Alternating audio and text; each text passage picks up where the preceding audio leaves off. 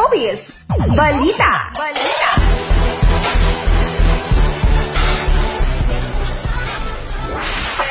Pinaghahandaan na ang nalalapit na binibining kalikasan ng mga kandidata ngayong taon sa lungsod ng Kidapawan. Siyam na mga magagandang kandidata na taga Kidapawan, wala 18 hanggang 24 years old, ang maglalaban-laban sa darating na pageant. I'm your lovely candidate number 1, Miss Judy May Santander. I'm 20 years old. I am your Binibining Kalikasan candidate number 2, Miss Feby Joy H. Batiao. I am your Binibining Kalikasan 2018 candidate number 3. I am Miss Geneva Alpas, 21 years old. I am your Binibining Kalikasan candidate number 4, Marian Gay Likatan, 20 years old. I am your Binibining Kalikasan 2018 candidate number 5. My name is Alexandra Jane Abrilia, 19 years of age. I am Tisha Faith A. Orog, 18 years of age. I am your Binibining Kalikasan candidate number 7, Paloma Obrador Tubog. This is your candidate number 8. I am Kathleen Angelique Chloe Abler, 19. I am your Binibining Kalikasan 2018 candidate number 9, Rika J. Valdiviasa Sabanal, 18.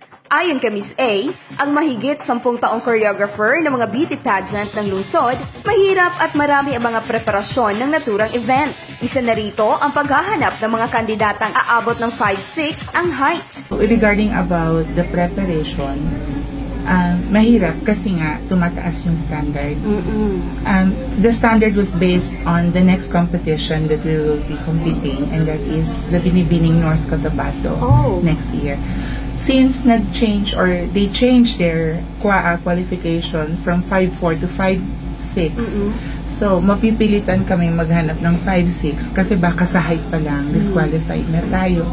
So preparation ang dami kasi hinalughog namin ng buong Kidapawan. So we have 9, so ito yung chosen among the best. Sobrang excited at mahigpit ang paghahanda naman ng mga kandidatang maglalaban-laban sa naturang pageant. Karamihan sa kanila, ang pagrampa umano ang isa sa kanilang preparasyon. Ayon kay candidate number 3, Geneva I prepare Alpas, myself by practicing how to ramp, then knowing the different kind of questions that would be given in the pageant proper. Then bilang nag-iisang first-timer naman sa pageant industry, doble ang preparasyon na ginawa ni candidate number 2, Feby Joy Batiao. Kasi sila, marami na silang experience. And, syempre ako kailangan double effort. Ayon naman kay candidate number 1, Judy May Santander, isa sa mga kandidata na sumali na ng maraming beses sa mga beauty pageant, naging advantage at disadvantage naman daw ang mga experience dito sa pagsali ngayon. those experience that we all have our advantages and at the same time disadvantages, because if we are all veterans, then taas na yung expectation sa amin. But then it would give us so much pressure, and that is why hindi talaga kumpiyansa. Ayon din kay candidate number 6, Trisha Faith Urog, Same pa rin sa school, time management, tapos mental mindset. nag-focus naman sa pag-aaral ng kalikasan si candidate number 5, Alexandra Jane Abrilia. You also have to study hard about the environment.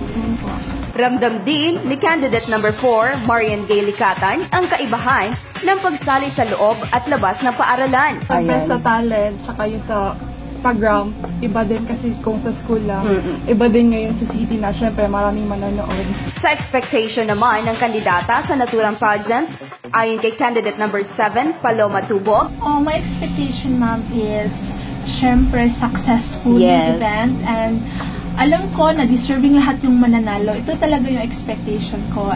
ayon naman kay candidate number 8, Kathleen Angelique Abler, ginagawa nito ang lahat kahit minsan conflict o mahigpit ang schedule ng practices at pag-aaral nito. Oo nga, conflict na sa schedule namin kasi we're studying at University of Southern Mindanao, Cabacan, and always kami umuwi dito para lang to have our practices, and nakakapagod at saka pressure, but still we're doing our very own best. Balanced diet naman ang pinupokus ni candidate number 9, Rika Jane Sabanal. So, kailangan din may mental coach, yung physical appearance mo din, yung figure, ganun.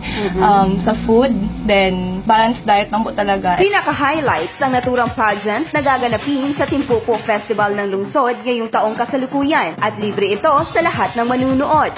Sa tanong kung may celebrity guest ba, ayon kay Miss A, ito ang ating aabangan. Ang binibining kalikasan ay ginaganap taon-taon sa lungsod ng Kidapawan. Mangyayari ang press conference ng mga kandidata ngayong araw ng Lunes, August 6 sa Mayor's Office. August 8 naman ang Talent Night at August 10 ang Pageant Night na parehong gaganapin sa City Gymnasium alas 7 ng gabi. Good morning, NC. Good morning, North Cotabato. Please watch Binibining Kalikasan 2018 on August 10. 7 p.m. Please be there. Thank you. Good morning, NC. Good morning, North Cotabato. Ako si Nedemay P. Kirante para sa Showbiz Balita.